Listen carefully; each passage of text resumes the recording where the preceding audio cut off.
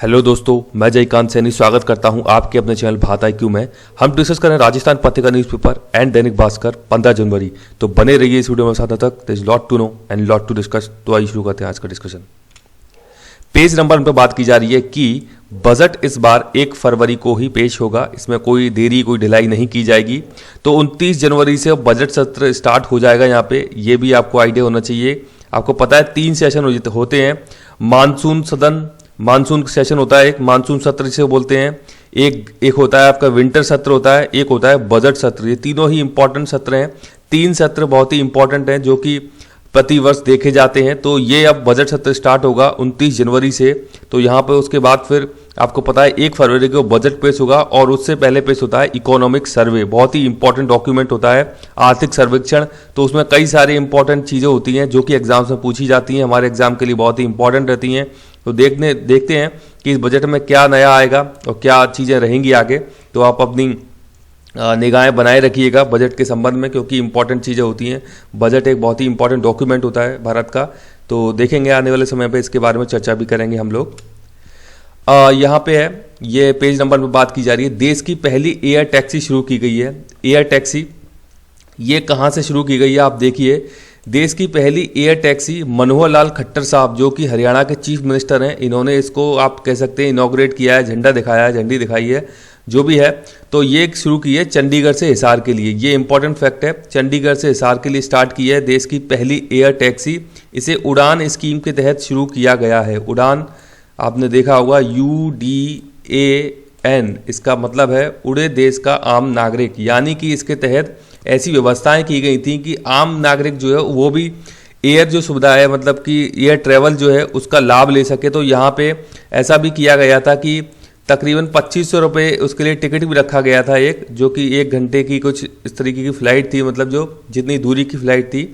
तो उसमें मिनिमम 2500 रुपये से स्टार्ट किया था, इसलिए ताकि जो आम नागरिक हैं वो भी इसका लाभ ले सकें, इसका फ़ायदा उठा सकें जो एयर ट्रैवल है।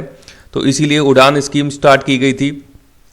इंपॉर्टेंट स्कीम है। आप मुझे ये बताइए, उड़ान स्कीम कहाँ से स्टार्ट की गई थी, जब से प्रारंभ की गई थी, कहाँ से इसके लिए फ़्लाइट सबसे पहले स्टार्ट की गई थी, ये मुझे कमेंट बॉक्स में कमेंट करके बताइए। इंपॉर्टेंट स्कीम है ये, तो इसके बारे में याद रखिएगा, एयर टैक्सी कहाँ से स्टार्ट की गई है।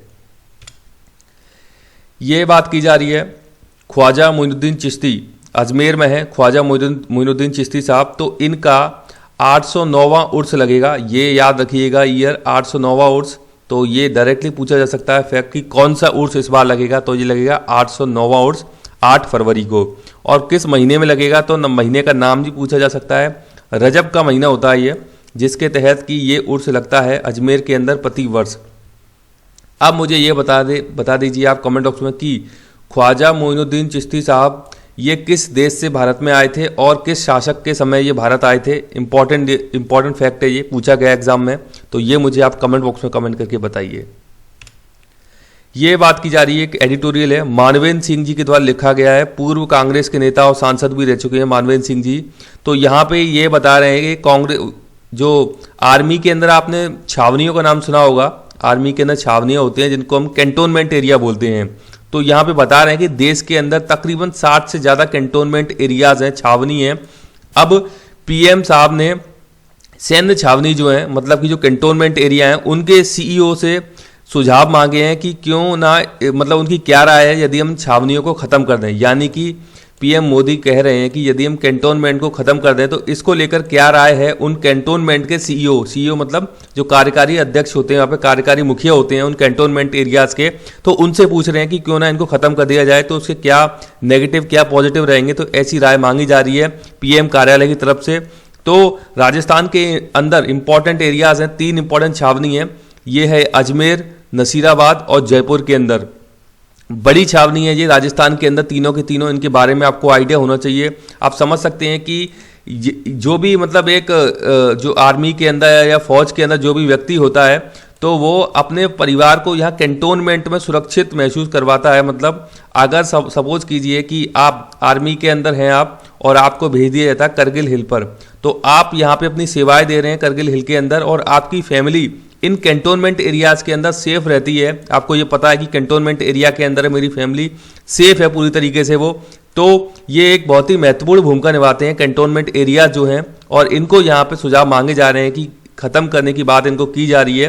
तो ये अपने इन्होंने विचार रखे हैं मानवेंद्र सिंह जी ने कि कितनी इंपॉर्टेंस है इन कैंटोनमेंट एरियाज़ की, तो ये आप समझ सकते हैं। तो इनके बारे में आपको आइडिया होना चाहिए। तो ये यहाँ पे इस एडिटोरियल के अंदर और भी चीज़ें इन्होंने लिखी हैं, लेकिन अपने काम की ज़्यादा नहीं है, तो आपको ये थोड़ा पता होना चाहिए कि कहाँ कहाँ पे कैंटोनमेंट एरिया है इंपॉर्टेंट राजस्थान के अंदर, और क्या भूमिका रहती है कैंटोनमेंट एरियाज़ की। तो यहाँ पे बताया गया देश में 60 से अधिक ऐसी बड़ी कैंटोनमेंट छावनी हैं जिनको लेकर के यहाँ पे इन्होंने कोट किया है। ये बात की जा रही है, एडिटोरियल है अभिषेक शिवपुरी जी का। तो यहाँ पे एकाधिकार रोकने के लिए सख्त कानून जरूरी है। एकाधिकार क्या होता है? एकाधिकार वो चीज़ होती है कि सपोज कीजिए जियो एक मोबाइल कंपनी है, राइट। जियो जब आई थी तो उसने तहलका मचा दिया था, सारी कंपनी जो थी उनको डाउन कर दिया था। तो अगर मान के चलिए आज के समय में वोडाफोन है, एयरटेल है, आइडिया है, BSNL है, अगर जियो इन सभी को ख़त्म कर देता है, ये जितने भी कॉम्पिटिटर हैं अपनी ऐसी स्कीम्स ला करके इनको ख़त्म कर देगा, तो मार्केट से क्या हो जाएगा? कंपटीशन ख़त्म हो जाएगा। जब ये कंपटीशन ख़त्म हो जाएगा तो अकेला प्लेयर कौन बचेगा? जियो। अब ये यहाँ पे अपनी मनमानी करेगा। कैसे करेगा मनमानी? कि अब यदि कोई जियो का प्लान है जो कि आपको 30 GB वो 300 रुपये में दे रहा है महीने भर के लिए, वो क्या कर सकता है कि वो केवल 2 GB आपको पूरे महीने के लिए 300 रुपये में भी दे सकता है। तो ऐसा भी काम कर सकता है यदि ये एकाधिकार इसका हो जाएगा, जिसे मोनोपोली कहते हैं, जियो की हो जाएगी। तो इस प्रकार की ये चीज़ें रहती हैं। मोनोपोली को रोकने के लिए सख्त कानून जरूरी है, क्योंकि कॉम्पिटिशन मार्केट में बना रहना चाहिए, ताकि जो वहाँ पे रहने वाले लोग हैं, जो वहाँ पे कंज्यूमर्स हैं, उनके हितों का शोषण नहीं होना चाहिए, उनके हितों का मतलब नुकसान नहीं होना चाहिए। क्योंकि कंपटीशन रहता है तभी लोगों को सही चीज़ें मिलती हैं, मतलब सही कीमत पर मिलती हैं। यदि मोनोपोली हो गई तो आपका शोषण स्टार्ट हो जाएगा, जो भी कंज्यूमर्स हैं उनका शोषण प्रारंभ हो जाता है, क्योंकि वहाँ पे मोनोपोली स्टार्ट हो जाती है। जो कीमत आपसे सेलर मांगेगा वो आपको देनी पड़ेगी। तो इसके लिए इंपॉर्टेंट कुछ एक्ट हैं। MRTP act, monopoly restriction trade practice act है, ये 1969 में इंदिरा गांधी जी के द्वारा लाया गया था। इंपॉर्टेंट एक्ट है, नाम याद रखिएगा, और कब लाया गया था, कौन लाया था, ये भी आपको पता होना चाहिए। दूसरा है, ये है कंपटीशन एक्ट, 2002 में लाया गया था कंपटीशन एक्ट। ये समय है अटल बिहारी जी जब प्रधानमंत्री थे, उस समय की बात है। तो इसको रिप्लेस कर दिया था, MRTP जो एक्ट था इसको रिप्लेस करके कंपटीशन एक्ट 2002 में लाया गया था, और इसी के आधार पर एक बॉडी बनाई गई थी, इसका नाम है competition commission of India. Important body है जो कि इस प्रकार की चीज़ों को डील करती है भारत के अंदर, कि किस प्रकार से कंपटीशन चलता है, मतलब एक हेल्दी कंपटीशन बना रहना चाहिए मार्केट के अंदर, तो उसको डील करती है कंपटीशन कमीशन ऑफ इंडिया। इसको 2003 में गठन किया गया था। इसका गठन इस एक्ट के आधार पर किया गया था, यानी कि 2002 में कंपटीशन एक्ट आया, उसके आधार पर competition commission of India Bharat के अंदर बनाया गया 2003 में। इंपॉर्टेंट बॉडी है। और अब बात की जा रही है कंपटीशन अमेंडमेंट बिल 2020 की, यानी कि कुछ और सुधारों की बात की जा रही है इस वाले एक्ट में। तो नया बिल पेश करने की बात की जा रही है 2020 में, तो उसके बारे में आपको आइडिया होना चाहिए। ये इस पूरे के पूरे एडिटोरियल का एक मैंने आपको मतलब कह सकते हैं सार मैंने यहाँ पे बता दिया है आपको। तो ये इंपॉर्टेंट कुछ फैक्ट है, इनके बारे में आपको आइडिया होना चाहिए। पेज नंबर 9 पे बात की जा रही है, दिसंबर में 1.22% पर पहुंचा थोक मुद्रा स्फीति सूचकांक। तो ये बात की जा रही है WPI CPI का, आपने नाम सुना हुआ, दोनों ही इंपॉर्टेंट टर्म है इकोनॉमी के अंदर। तो मैं आपको बता दूं, WPI होता है होलसेल प्राइस इंडेक्स, CPI होता है कंज्यूमर प्राइस इंडेक्स। तो इनके आपको बेस ईयर बहुत ही इंपॉर्टेंट है, डायरेक्टली पूछे जाते हैं कि WPI का बेस ईयर क्या है। तो WPI का वर्तमान में बेस ईयर है 2011-12, और CPI का बेस ईयर पूछा जाए तो आपको पता होना चाहिए कि इसका बेस ईयर है 2012। बेस ईयर का मतलब ये होता है कि वर्तमान में जो भी प्राइस अप एंड डाउन चल रहे हैं, इसको किसके आधार पर लिया जाता है। सपोज आज जैसे हम बात करें रिफाइंड की कीमत, 1 लीटर रिफाइंड की कीमत 135 रुपये है, तो अब ये देखा जाएगा WPI के आधार पर कि 2011 और 12 के अंदर इसकी प्राइस कितनी थी।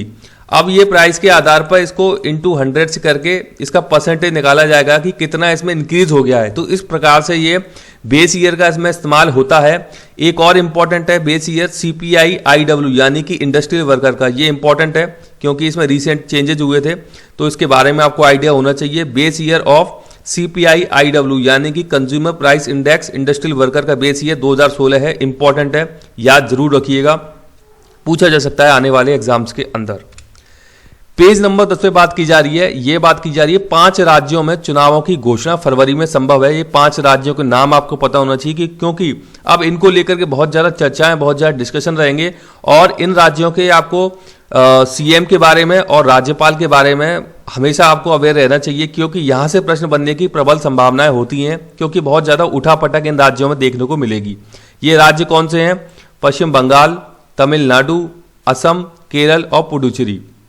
तो आप समझिए कि ये 4 जो राज्य हैं यहाँ पे, सॉरी ये 3 राज्य, ये साउथ इंडिया के हैं, ये नॉर्थ ईस्ट का असम है और ये पश्चिम बंगाल ईस्टर्न पार्ट वाला राज्य हो जाता है। तो इनके बारे में आपको डिटेल इंफॉर्मेशन होनी चाहिए कि यहाँ पर पीएम और गवर्नर कौन है क्योंकि ये काफ़ी ज़्यादा चर्चा में रहेंगे अभी। जैसे कि पुडुचेरी है, यहाँ भी चर्चा में रहता है क्योंकि यहाँ पे कांग्रेस के सीएम है और यहाँ पे जो राज्यपाल हैं वो है किरण बेदी जो कि अपॉइंटेड हैं किसकी तरफ से? बीजेपी की तरफ से, यानी कि बीजेपी पार्टी की है वो। ऐसा ही पश्चिम बंगाल में देखने को मिलता है। जगदीप धनखड़ जी जो हैं काफ़ी ज़्यादा चर्चा में रहते हैं। तृणमूल कांग्रेस की यहाँ पे सीएम है ममता बनर्जी जी। और यहाँ पे तमिलनाडु, असम, केरल में अभी कम्युनिस्ट पार्टी की गवर्नमेंट है। तो ये काफ़ी ज़्यादा चर्चा में रहते हैं क्योंकि जब भी कोई अलग पार्टी की सरकार रहती है किसी राज्य के अंदर तो वहाँ पे डिस्प्यूट कुछ ना कुछ बना रहता है। तो ये सारे के सारे फैक्ट इंपॉर्टेंट हैं, ये आपको पता होना चाहिए।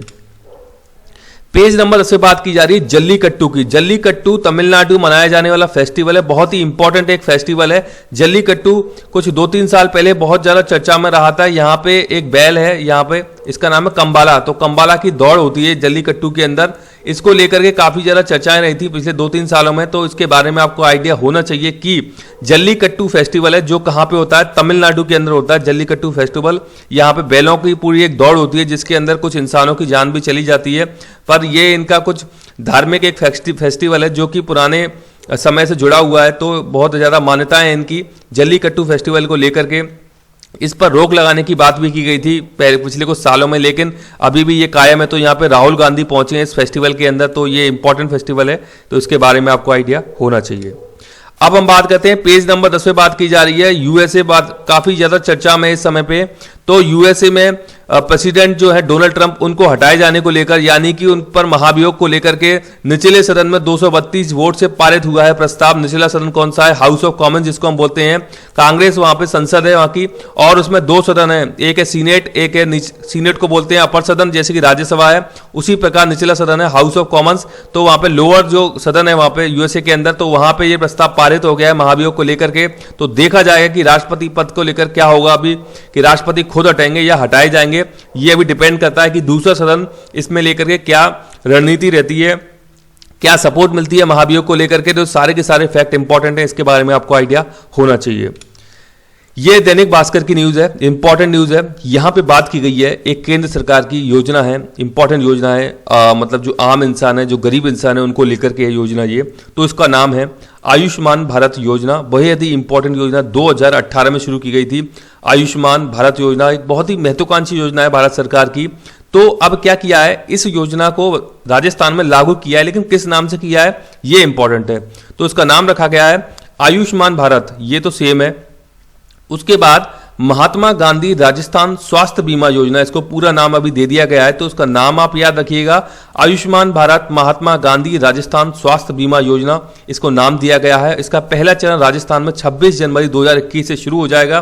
बेहद ही खास, बेहद ही इंपॉर्टेंट योजना है। यहां पे आप समझ सकते हैं कि 5 लाख रुपए तक की निःशुल्क इलाज मिलेगा एक परिवार को। आप समझ सकते हैं इसका मतलब क्या होता है। यदि आपसे कोई पूछे कि एक परिवार यानी कि एक फैमिली को एक यूनिट माना जाती है। यदि आप राशन कार्ड का भी देखेंगे अपना, तो वो बनता है एक यूनिट के हिसाब से। तो एक परिवार पे एवरेजन 5 लोगों को माना जाता है। तो यहाँ 5 लोग माने जाते हैं। तो एक परिवार को 5 लाख का मिलेगा निःशुल्क इलाज। इसका मतलब ये है कि प्रति व्यक्ति को 1 लाख रुपए का, इसमें हम एवरेज ये मान सकते हैं कि 1 लाख रुपए का निःशुल्क इलाज 1 साल के दौरान की सुविधा है इस योजना के तहत। अब राजस्थान में बताया जा रहा है कि एनएफएसए एक्ट जो है, नेशनल फूड सिक्योरिटी एक्ट के स्कीम के तहत जो लोग कवर हैं राजस्थान में, तो जो कि 90 लाख लोग हैं, तो उनको भी इस योजना का फायदा मिलेगा क्योंकि वो भी गरीब कैटेगरी के लोग इसमें आते हैं। उसके अलावा कुछ 20 लाख लोग और हैं जो कि आर्थिक सामाजिक सर्वेक्षण के आधार पर चुने गए हैं। तो इस प्रकार से 1.10 करोड़ लाख लोगों को यहाँ पे बात की जा रही है कि इस योजना का फायदा मिलेगा। यहाँ पे 1572 इंश्योरेंस पैकेजेस के अंदर दिए जाएंगे। तो ये इंपॉर्टेंट योजना है जो कि राजस्थान के अंदर अभी शुरू की जाएगी। तो आप सभी इसके बारे में, यदि आप लगता है कि आप भी इस कैटेगरी में आते हैं, तो आप इस योजना का फ़ायदा उठा सकते हैं। आने वाले समय में बहुत ही अच्छी, बहुत ही इंपॉर्टेंट योजना है ये पूरे भारतवर्ष के लिए। तो मुझे आशा है कि वीडियो आपको अच्छा लगा होगा। वीडियो अच्छा लगा है तो ज़्यादा से लाइक, शेयर और सब्सक्राइब करें। इनमें कभी अपनी कमी ना रखें, आप अपने लेवल से ज़्यादा से ज़्यादा लाइक, शेयर, सब्सक्राइब करते रहें। और आप मुझे अपने सुझाव कमेंट बॉक्स में या मुझे ईमेल भी कर सकते हैं। इसी के साथ धन्यवाद, मिलते हैं अगली वीडियो में।